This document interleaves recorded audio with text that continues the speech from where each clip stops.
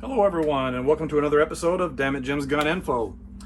As you will see in front of you, you will see three different AR platform firearms. So to give you kind of a better understanding of the AR platform, there are multiple barrel lengths, there are multiple stock options, also arm braces on those pistols. But starting here, what we'll do is we'll begin with real fast. This is an AR-15 pistol. This is the one made by Ruger. It has a 10.5-inch barrel. It's in 5.56. It has a collapsible arm brace. On it are pop-up iron sights, ambidextrous charging handle, SigSauer Romeo 5 red dot sight, and a flashlight mounted forward at about 10 o'clock. It has a MAGPUL bad lever and has the Ruger high-rise pistol grip there that I'm particularly fond of. I also put single point sling mounts on here as well so that I can use whatever slings that I want. This plate back here will eventually get swapped out with an ASAP sling plate, as will this one here. This one already has it on it. As you can see, it's that little ring that comes around on earlier videos and allows you to attach a single point sling there. So again, this is the pistol, has an arm brace that's adjustable so that you can mount it on your arm for those who may be less than abled. And you'll notice that they all have different flash hiders on them, which is this one right here, and I'll get into these accessories in a minute.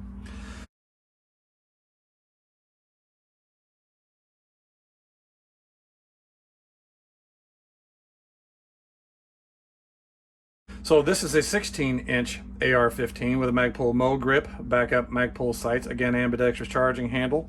It has a ready mag, which puts another magazine on the magazine well, which allows you to have two magazines on the weapon. So as soon as you eject the one out of the standard magazine well, you can immediately take the one just to the left and immediately move it in for a fast reload. This one also has a battery assist device. It's got a regular kind of grip in the front, so it's more of a hand stop, so your hand doesn't get too close to the end of the muzzle. This has got an impact muzzle on there where you can strike with it if you desire. On the top, it has a standard 20-inch barrel. This is a 16, and this is a 10.5-inch. This has a ranged optic with variable power. It has a ready mag on it as well. Has an ambidextrous selector lever. Has a collapsible adjustable stock with that ASAP sling plate. Ambidextrous charging handle, pop-up rear sight, fixed front sight, angle foregrip on the front. And it has the Knight's Armament rail system on it. This is a key mod. All right, now what I wanted to discuss about these different firearms and everything today is that initially the M16 rifle had a 1 in 14 twist, which is one full revolution of the barrel in a 20-inch barrel every 14 inches. And the round was about a 55 grain M193 with a steel penetrator. And this was a great firearm whenever it came out with that twist rate, was because it barely stabilized the round. Whenever it impacted something downrange, it immediately destabilized and caused horrific wounding. Through the evolution of the military's use of the M16 has, of course, switched over into the civilian market, and so what the military may start out with, the civilian market may follow up with, but then it causes them to go and do their own different things. So again, the M16 was a 20-inch barrel, just like this one up here, and they eventually changed the bullet weight because they changed the twist rate of the rifle from 1 in 14 to 1 in 9 and 1 in 7, which speeds up the spin rate of the bullet. The problem they had with that was that the bullet was flying apart because it was spinning so fast. And so they then developed the M855, or green tip NATO round that people may see whenever they go out and buy ammunition or go shooting. That is a 62 grain projectile. They just basically thickened the jacket of the projectile. So it's a slightly heavier bullet, but fractionally. So then we have the 16-inch barrel, which has become kind of the fun barrel that everybody wants to end up utilizing. And then with the M4 series of weapons, they switched to a 14-inch barrel. And then we end up having where in the civilian market, people got interested in having a pistol for those differently abled people. And so what they did was they shortened the barrel to a 10.5-inch barrel. You could potentially even get shorter barrels, but that really negatively impacts the performance of the round. Now, again, as I said, these are adjustable for pull, and you can adjust them however it fits your arm, but this really has absolutely no bearing on how the bullet performs downrange. With the problem that we were running into in Afghanistan, the Afghanis and Iraqis, the insurgents, were beefing themselves up or amping themselves up with adrenaline. Also, they were a diminutively statured people. And so when you take a lot of velocity off of the M855 round, which is, again, standard green tip, then its wounding capability is seriously diminished. So the way the round wounds is whenever it is fired out of a 20-inch barrel, it usually is operating at about 3,200 feet per second. And the way the M855 round is designed, here's the schematic of a cutaway of the round.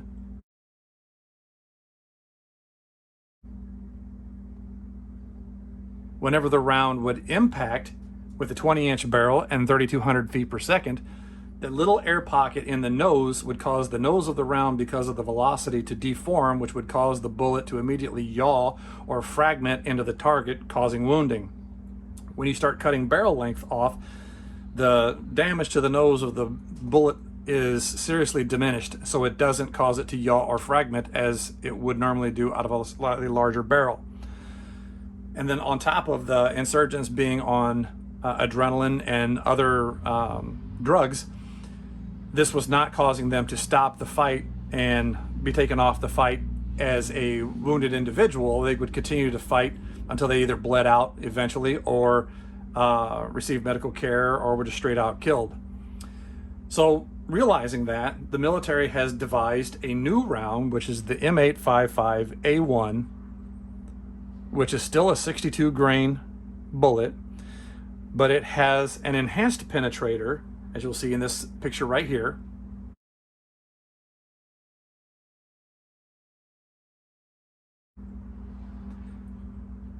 The interesting thing about this round is that even when fired out of short barrel pistols or carbines at 16-inch, or the M4 at 14 inches, or the 20-inch barrel, is this steel projectile continues on through the target after it impacts something. Whenever it impacts tissue, the hydrostatic drag, just imagine you're driving your car on a rainy day and you take your hand off of the steering wheel and then one of your tires hits a puddle on the side of the road, how it jerks your car to that side of the road. Well, the bullet acts very similarly in tissue, that the tissue causes drag around the bullet as it is going through the target. And so what it does is it causes it to pull the jacket off of the steel projectile as it's going through. And so the steel penetrator, being undeterred and being probably undamaged or anything else, is going to continue through the target, whereas the copper jacket is going to get pulled off of the enhanced penetrator and turn it into what could be an equivalent to be considered a hollow point, which causes a great deal of wounding. So the good thing about that is the M855 can be fired out of a 10.5-inch barrel, 7-inch barrel, 16-inch barrel, or a 20-inch barrel, and is going to get better performance in soft targets downrange, as well as enhanced penetration for hardened targets. Now the M855 green tip has a steel core penetrator with a lead base. The enhanced penetrator has a bismuth base, so it's still 62 grain, just like the M855. However, the bullet is slightly longer, which increases the bullet's ballistic coefficient. So it's a much more accurate round. So it also depends upon the powder blends and whatnot, but you can reliably end up hitting targets at 600 yards with the M855A1 and actually get great ballistics as far as terminal impact upon the target. So there's lots of different rounds that are out there for 223 or 5.56 shooters to fire.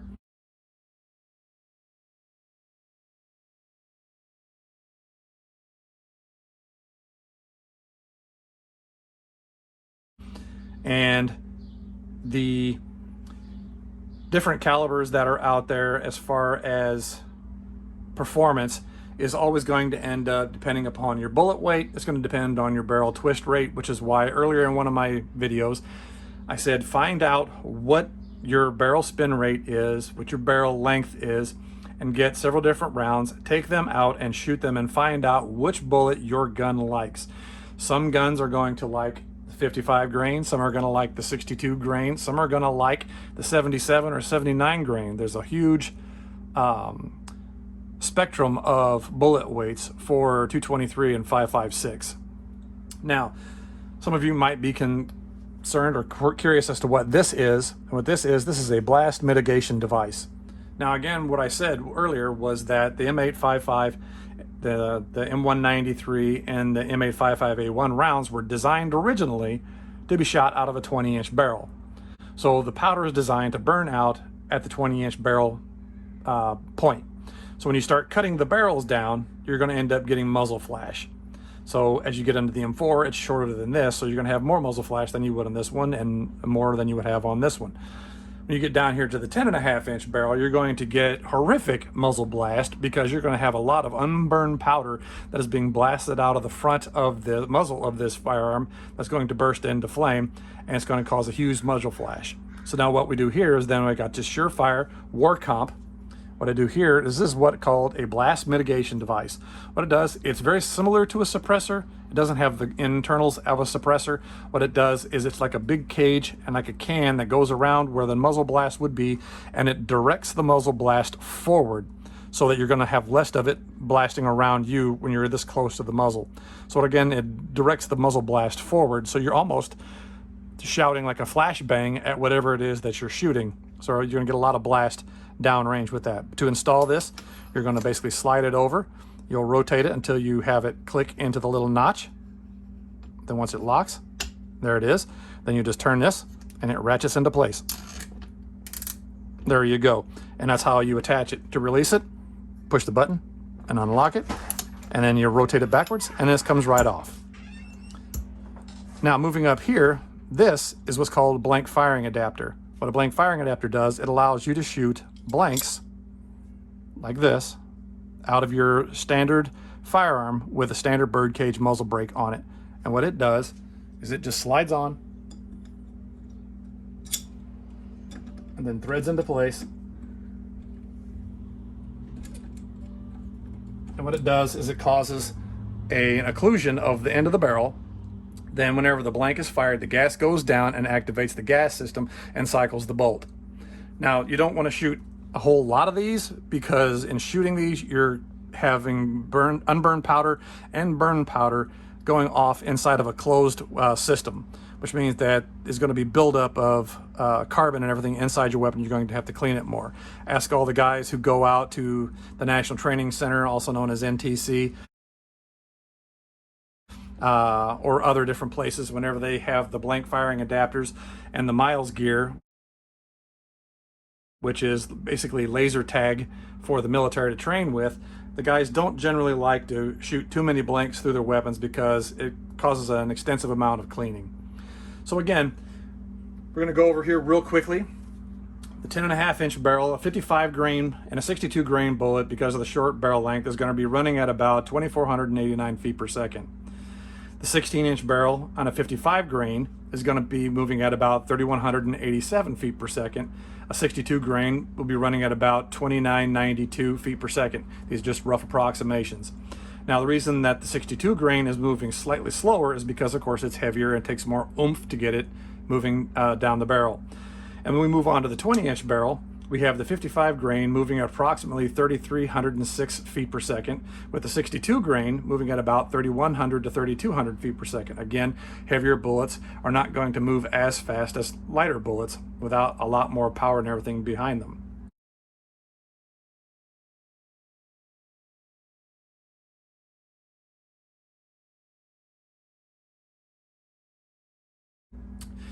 Now bear in mind the speed of sound is 343 meters per second or 770 miles per hour or roughly 1130 feet per second at sea level, depending upon what the air temperature is.